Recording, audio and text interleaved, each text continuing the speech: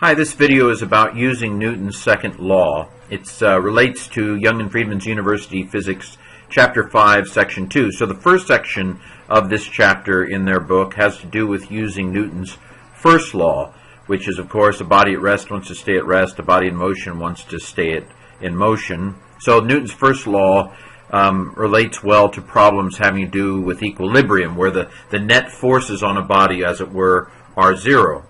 But this section, which is about using Newton's second law, has to do with instances where the net forces on a body are not zero. And so, remember, Newton's second law is that force equals mass times acceleration. And as I said, this is when this section is basically a bunch of examples that have to do when the net forces on a body are not zero. I could have done one of the problems in the back of the book. I decided to go through two of the examples in this chapter. So, example 5.8. An elevator has a total mass of, actually 800, sorry. I wrote the problem down wrong. An elevator has a total mass of 800 kilograms. It's initially moving downward at 10 meters per second when it starts to decelerate, and it decelerates with a constant deceleration, which is a negative acceleration, so it has a constant acceleration until it stops 25 meters later. What is the tension, it asks, this question asks, in the supporting cable, elevator cable? Okay, so we start with a free body diagram. We have the tension force, which of course is in the cable. That's what we're trying to solve for. It's accelerating upward as it slows down, of course, you have the weight of the whole elevator with the woman in it, as we see, which is going to be the mass of the elevator, 800 kilograms, times the acceleration due to gravity, which is 9.8 meters per second squared. So hold on to that thought. We know that the tension in the cable is going to have to, it's going to have to hold the weight of the whole thing plus the force due to the acceleration. Or the deceleration, as the case may be.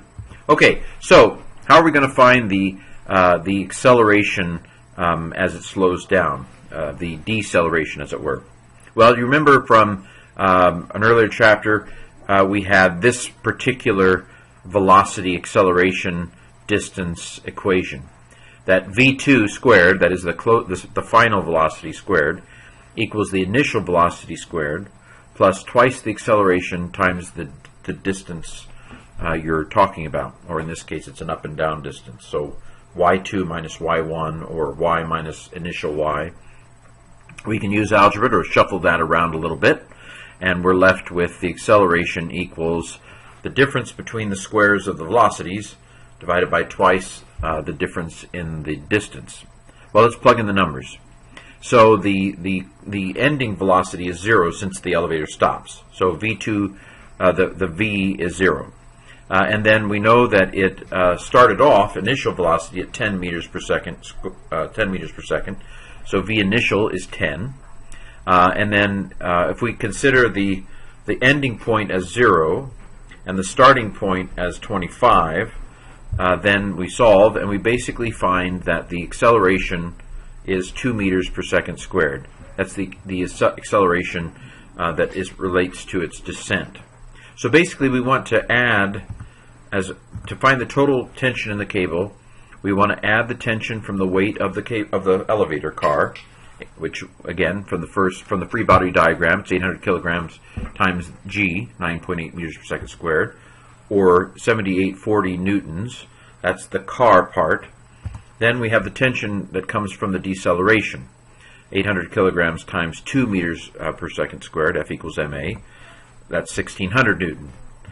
Add those together, and we end up with basically a tension in the cable of 9,440 newtons. So it both has to hold the elevator, but it also has to account for the added force of its deceleration.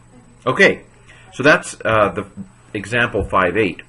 Example 5.9 goes on and pursues it one step further. Let's say that in the elevator is a 50-kilogram woman who is standing on a bathroom scale. What does the scale read? Okay, as it's decelerating, I assume. So here's the free body diagram for that one. We know now that the acceleration is 2 meters per second squared because of the just the parameters of how it's going from 10 meters per second down to 0 over a distance of 25 meters. And now we have a different weight for the woman. We have the 50 kilogram times 9.8 meters per second squared. So that's the weight of the woman, and we're going to add the added force of her mass times the acceleration. So what is her, in other words, what is her apparent weight? She's going to weigh more than she weighs on the scale because she not only has her weight, but she has that apparent weight that's due to the fact that the normal force, as it were, is pushing up on her as the elevator slows down. She's feeling herself being pushed into the scale. And so her weight, 50 kilograms times 9.8 meters per second squared, is normally would be 490 newtons. But now we have the force from her descent, deceleration, 50 times that 2, or 100, add them together, and so her apparent weight, she's going to appear to weigh more than she really does, is going to be 590 newton. So this second section of Chapter 5 has problems like this that have to do with figuring out the various forces, especially when you have multiple forces at work on a body.